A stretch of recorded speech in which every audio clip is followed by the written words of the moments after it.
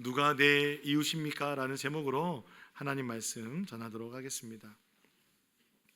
젊은 시절에 저는 예수전도단 화요 모임이라는 찬양 모임에서 찬양 인도를 하였습니다. 이 모임이 진행되기 위해서는 헌신된 간사님들만으로는 진행이 되지 않습니다. 3.5톤인가 5톤짜리였나 3.5톤이 맞는 것 같습니다. 그 탑차에 악기와 스피커와 앰프가 가득 실려 있는데요, 오전 10시부터 모여서 그걸 다 내립니다. 다 내리고 그걸 자리에 위치하고 세팅을 다 합니다. 교회 스피커 쓰지 않습니다. 저희가 가지고 있는 스피커와 악기를 사용했었습니다. 그리고 나면 이제 점심 먹을 때가 돼요. 한 2시간 동안 거의 이제 몸으로 노가다를 합니다. 점심을 먹고 나면 2시부터는 이제 다 함께 모여서 찬양과 기도회를 갖습니다. 1시간, 2시간 찬양하고 나서 이제 음향 체크를 하고 연습을 쭉 진행한 다음에 오후 6시 30분 되면 예배가 시작이 됩니다. 6시 30분은 예배가 시작이 돼서 이제 예배가 마치면 한 9시쯤 되는데요, 세팅을 다 풀고 3.5톤 탑차에 다시 그 악기와 스피커를 다시 다 집어넣습니다. 그러면 그 시간이 저녁 10시쯤 됩니다.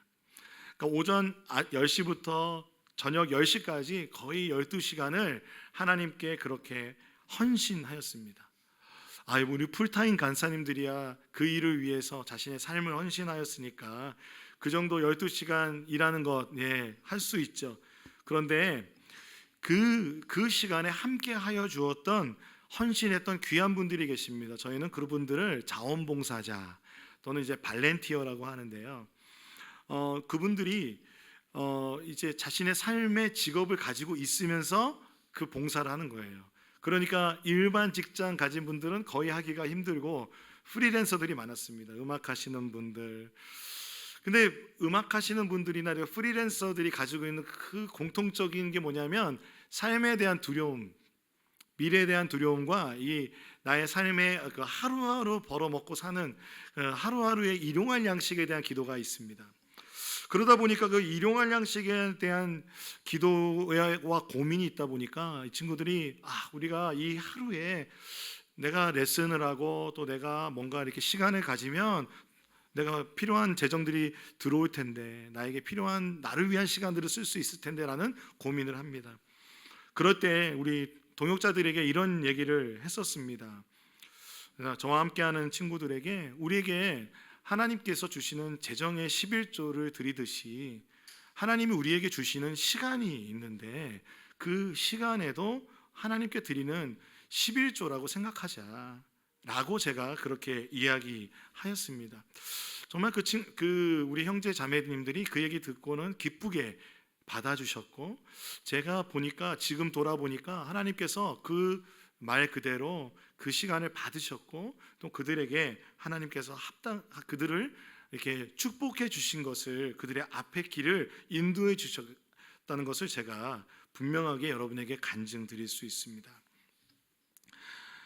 그런데 이제 제가 높은 뜻 푸른 교회의 부목사 생활을 하면서 어느 날 하시조라는 프로젝트를 시작하시는 거예요. 이 하시조가 뭐냐면 하나님 나라의 선한 행동을 이렇게 하는 건데 선한 삶을 실천하는 거예요. 근데 이게 이름이 하나님께 드리는 시간의 11조. 제가 했던 말이랑 너무 똑같은 거예요.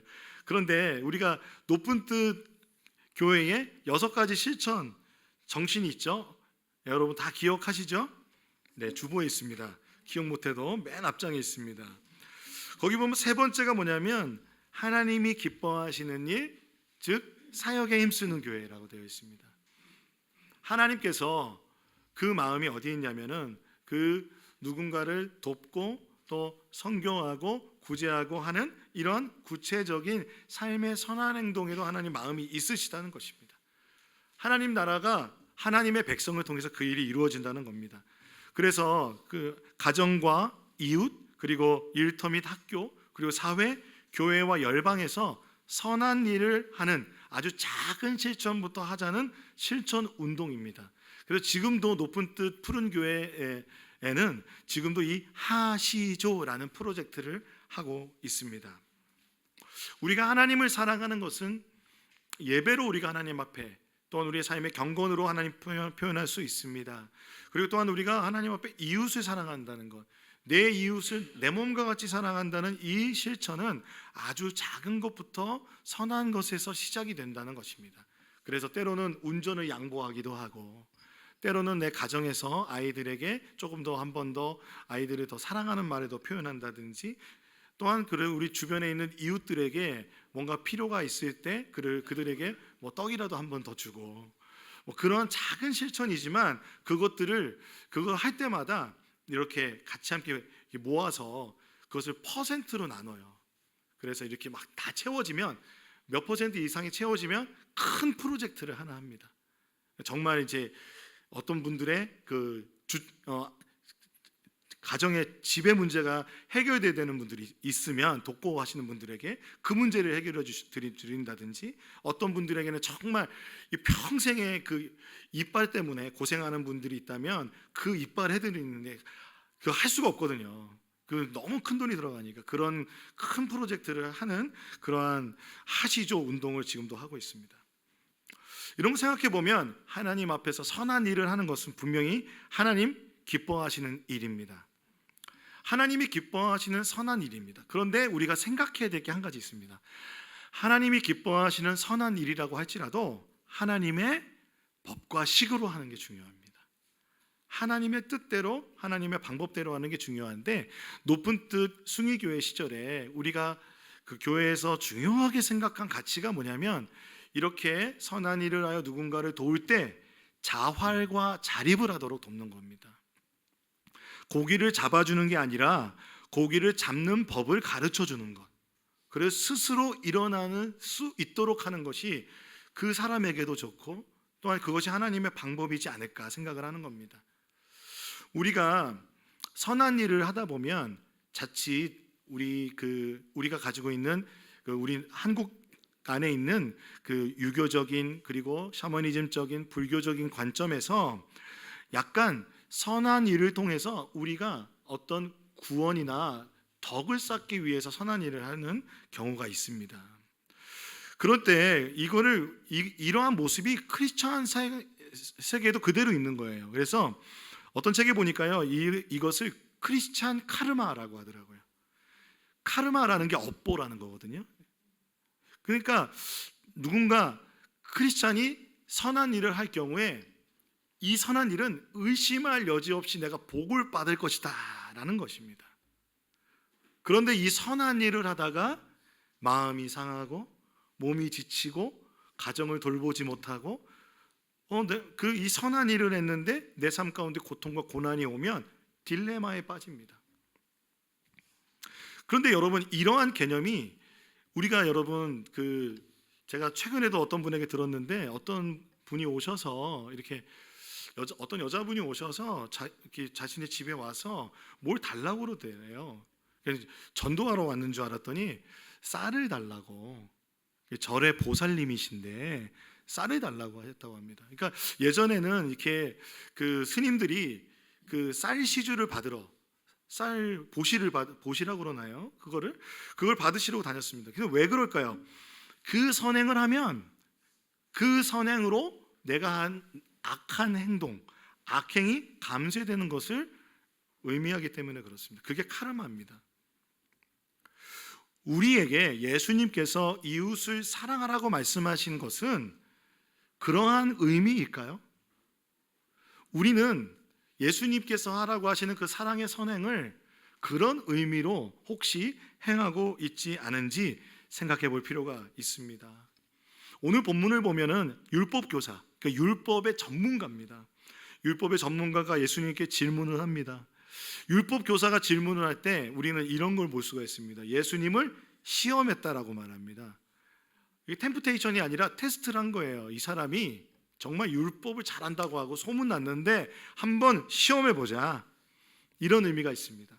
그리고 또한 율법교사니까 여러분, 반에서 질문을 할 때, 우리가 수업 시간에 질문할 때 이런 사람 있잖아요. 어떤 사람은 정말 몰라서 질문하는 사람이 있고, 어떤 사람은 선생님이 내가 잘난 것을 알아줬으면 하는 마음으로 질문하는 사람 있어요? 없어요? 없었나 봐요.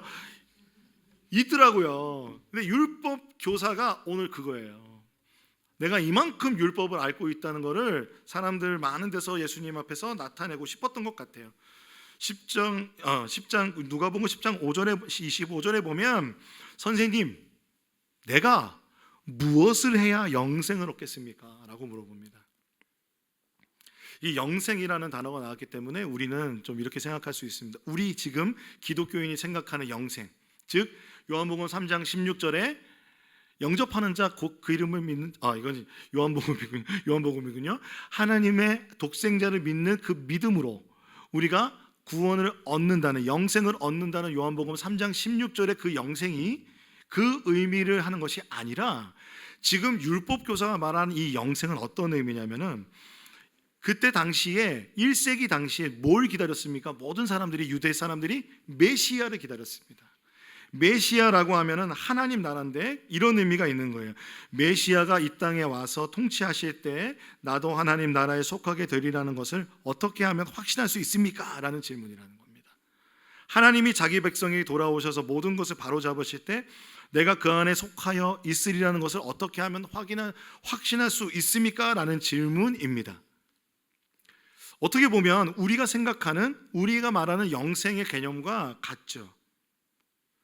그런데 예수님께서 이 질문에 대해서 답을 하는 게 아니라 뭐라고 하시냐면 역으로 다시 질문을 하십니다. 여러분 혹시 곤란한 질문 받으시면 역으로 다시 질문하는 게 지혜입니다.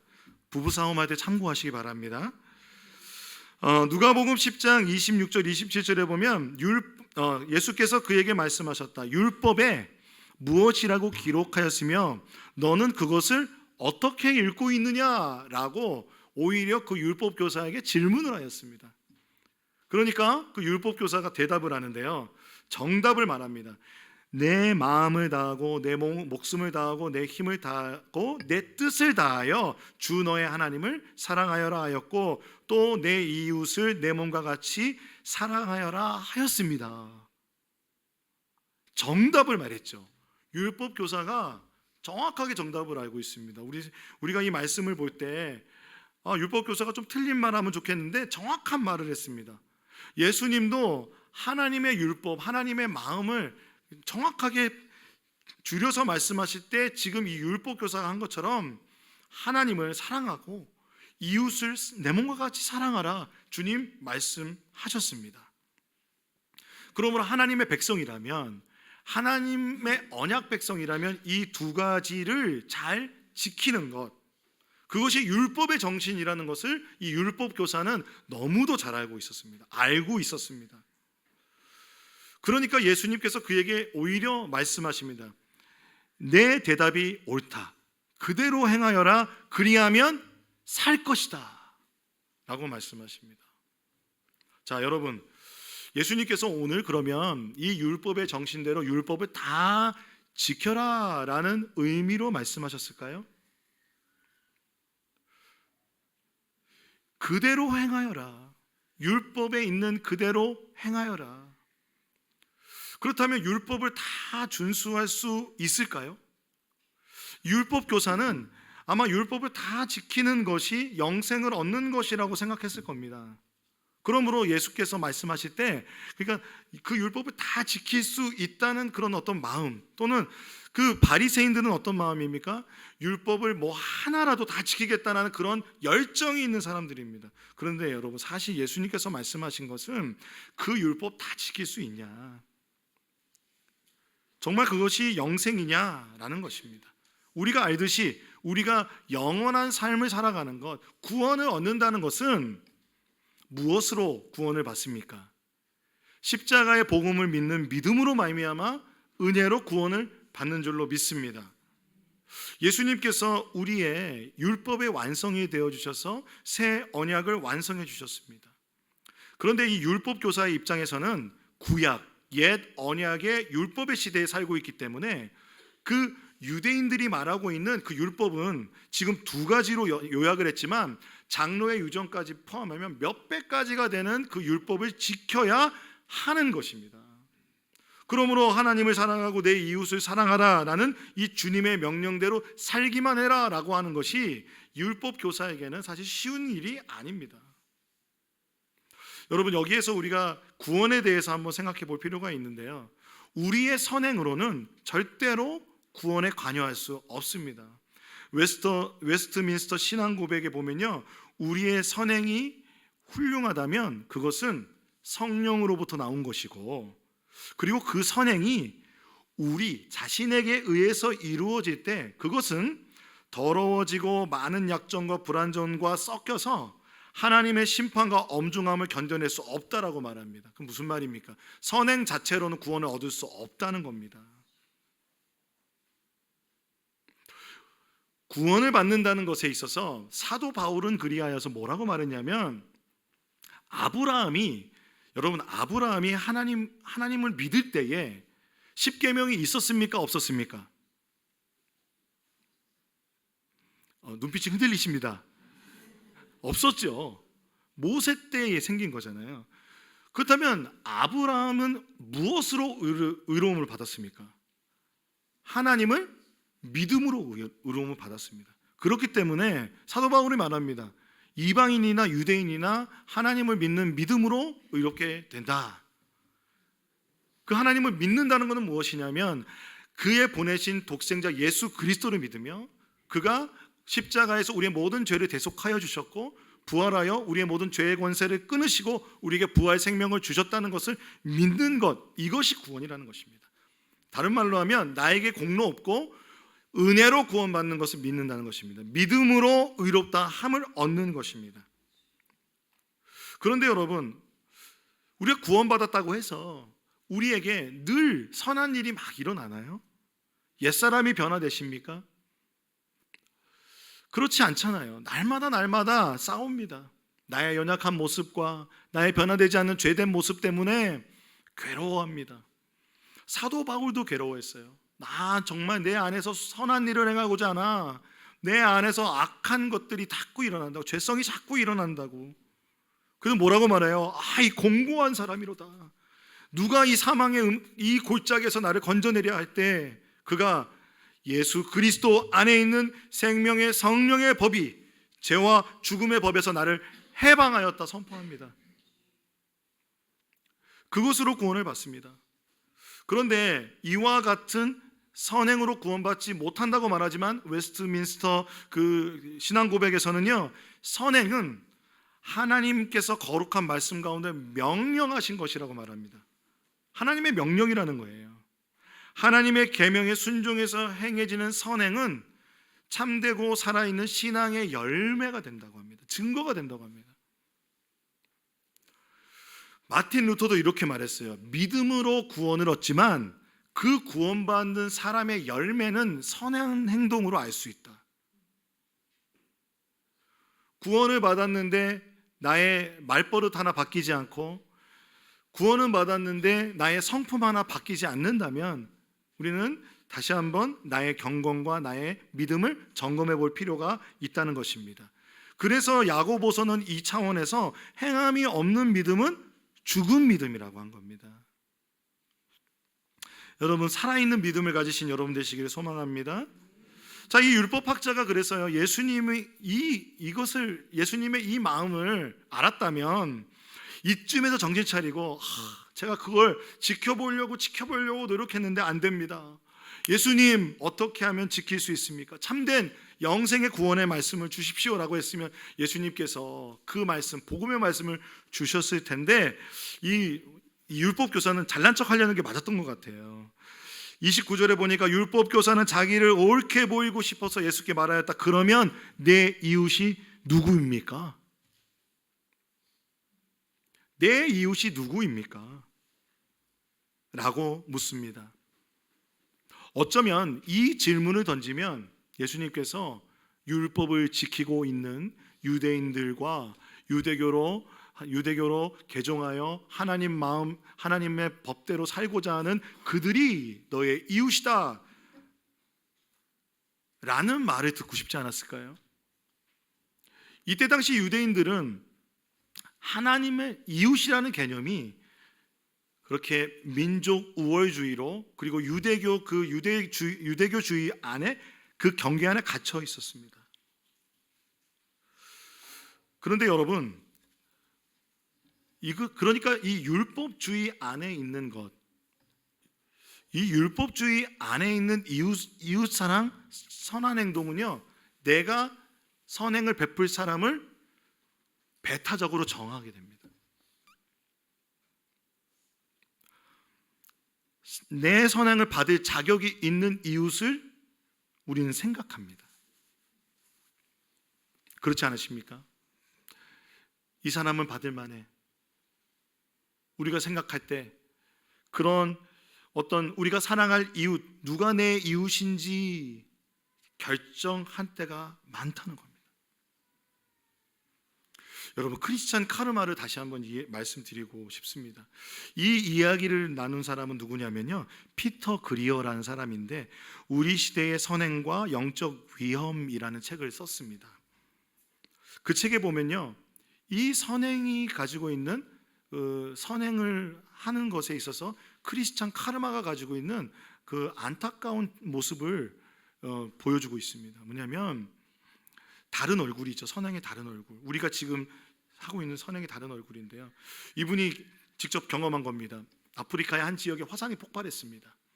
그래서 많은 사람의 난민이 생겼습니다. 그래서 민주 콩고 공화국에서 다른 나라로 이렇게 옮겨가서 난민 캠프가 형성이 됐습니다. 그 난민 캠프가 어디에 형성이 됐냐면 산 기슭에 형성이 됐습니다. 수많은 사람, 몇만 명의 사람들이 모여서 그쪽으로 옮겨가고 있는 겁니다. 그런데 아프리카 하면은 뭐 다 따뜻한 줄 알잖아요. 근데 여러분 캠핑해 보신 분 아시겠지만 저녁이 제일 춥잖아요. 새벽에 이슬 내리고 산기슭에 있으면 담요가 필요합니다. 그렇기 때문에 미국에 있는 교회에서 지원받은 그 자금으로 많은 담요들을 이 사람이 사놨어요.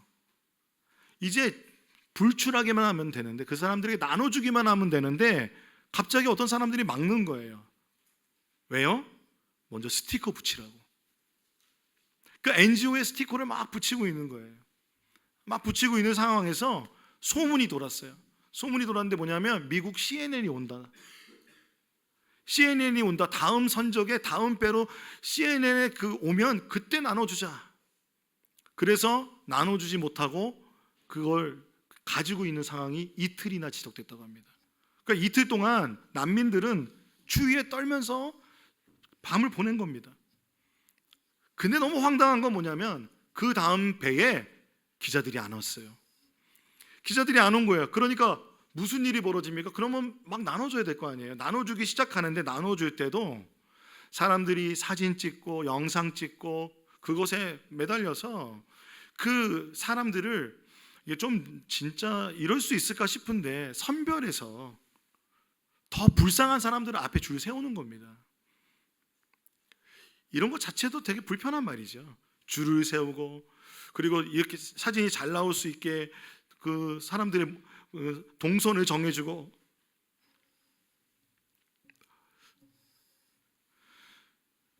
그 피터 그리어는 이렇게 얘기합니다. 이것을 조작된 속물적인 광경이라고 말합니다. 이런 상황 가운데 선한 일을 하는 그 일 가운데서 피터 그리어는 고백하는 것은 자신이 완전히 지쳐버렸다고 말합니다.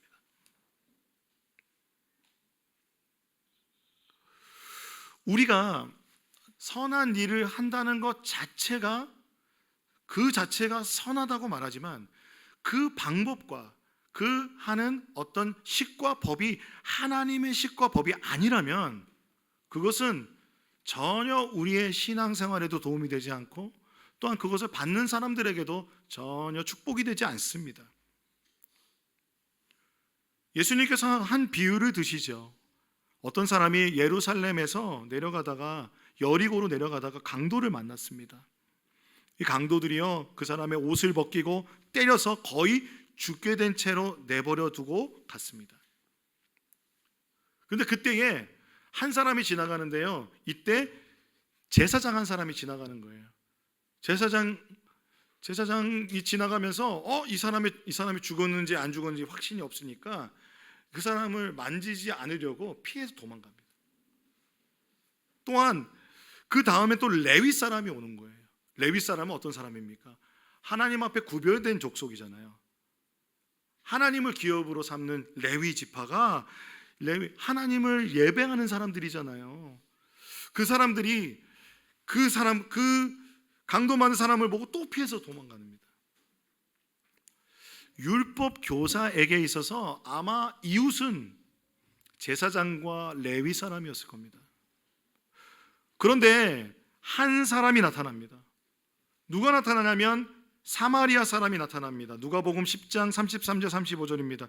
그러나 어떤 사마리아 사람은 길을 가다가 그 사람이 있는 곳에 이르러 그를 보고 측은한 마음이 들어서 가까이 가서 상처에 올리브 기름과 포도주를 붓고 싸맨 다음에 자기 짐승에 태워서 여관으로 데리고 가서 돌보아 주었다. 다음 날 그는 2데나리온을 꺼내서 여관 주인에게 주고 말하기를 이 사람을 돌보아 주십시오. 비용이 더 들면 내가 돌아오는 길에 갚겠습니다. 우리는 아무런 거리낌이 없이 이 사마리아인이 착한 일을 했구나 라고 생각합니다. 그런데 율법 교사가 이 얘기를 들으면 놀래 자빠질 일입니다. 왜냐하면 사마리아 사람들은 이방인보다 못한 취급을 받았거든요. 그리고 그 당시에 많은 강도들이 사마리아 사람들이었습니다. 예수님을 사마리아 사람들이 맞이하여서 말씀을 들었던 게 요한복음 4장에 있는데요. 근데 누가복음 9장에 보면 예수님께서 사마리아를 지나가실 때 사마리아 사람들이 예수님 일행을 영접해 주지 않습니다. 그래서 야고보와 요한이 뭐라고 말하냐면 주님, 하늘에서 불이 내려와 그들을 태워버리라고 우리가 명령하면 어떻게 했습니까? 이 정도로 그들이 적개심을 가지고 있을 정도로 사마리아 사람 하면 유대 사람들은 같이 말도 하고 싶지 않은 사람입니다.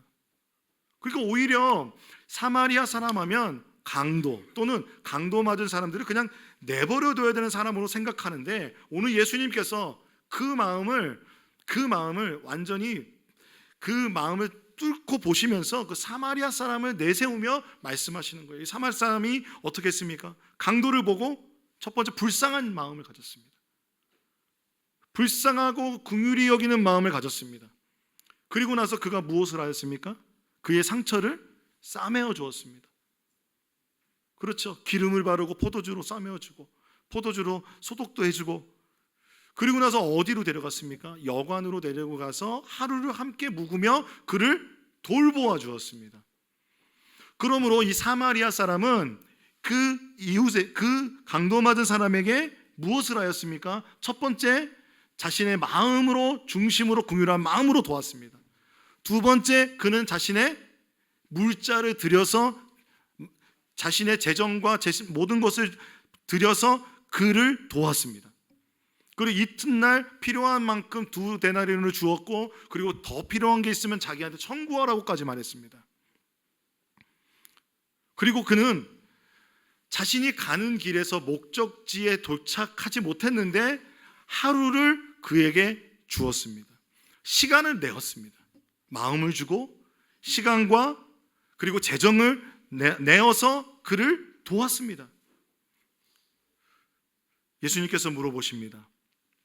그 율법교사에게 물어보십니다. 너는 이 세 사람 가운데서 누가 강도 만난 사람에게 이웃이 되어 주었다고 생각하느냐? 율법교사가요 이 얘기 듣고 사마리아라는 사람을 여기 입에 두고 싶지도 않았나 봐요. 그래서 뭐라 그러냐면 자비를 베푼 사람입니다. 그러니까 예수님 말씀하십니다. 가서 너도 이와 같이 하여라. 여러분, 우리는 이웃이 누가 되어 줄지 우리의 마음속에 그 잣대가 있습니다. 우리는 그런 마음을 가지고 있습니다. 왜냐하면 그것도 우리의 마음에 우리의 삶의 경험에서 오는 상처와 우리의 삶 가운데 있었던 그런 아픔 때문이라고 저는 생각합니다. 그런데 오늘 주님은 우리에게 이렇게 말씀하십니다. 네가 이웃이 되어 주어라. 누가 내 이웃이 되어 줄까를 고민하지 않고 네가 먼저 이웃이 되어 주라는 겁니다. 이웃의 자격을 따지지 말고 그 어려운 상황 가운데, 공경 가운데 있는 사람이 있다면 이웃이 되어 주어라.